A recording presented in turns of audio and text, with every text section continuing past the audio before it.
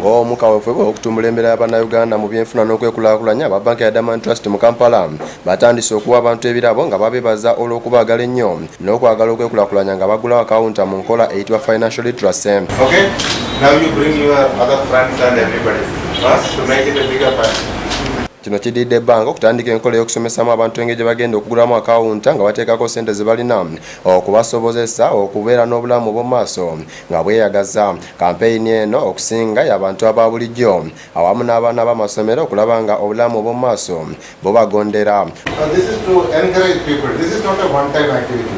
Every month we are doing this. This is the first one we started, and the similar event is going to happen next month and the following months throughout the year.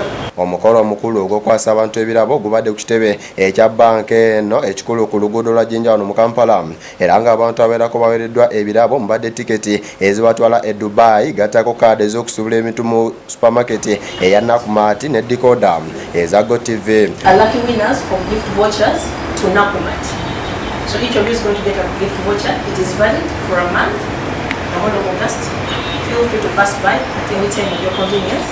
Abantu bano basimye banka ya Diamond Trust olw'okulaba nga ebafaako bwe bato ne basaba bannaabwe okujja mu banka eno okugulawo akawunta kubanga ziyamba. Musanyufu olunaku lwa leero mpangudde tiketi okugenda mu Nakumatt shoppinga nga tiketi eyo empereddwa DTB muneegatteko omugulewo akawunti mu DTB.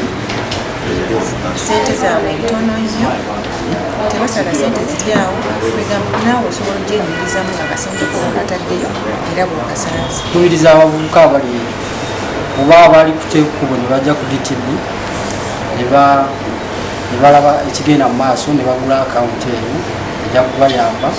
Yayogerera banka eno Kereya Mugabi ategeeza nti baagala okutumbula embeera z'Abannayuganda okutandikira ddala n'abaana abato okutuuka ku bantu abakulu bw'atyo n'asaba abazadde okuyingiza abaana baabwe mu nteekateeka eno. Tuvayo mu financial literacy tuyigiriza naddala omwana ow'omuwala nti osobola okukungaanya akasente akatono omuzadde wo kakuwadde n'oba osobola okukola ekintu kyonna ky'osobola okwetuusaako.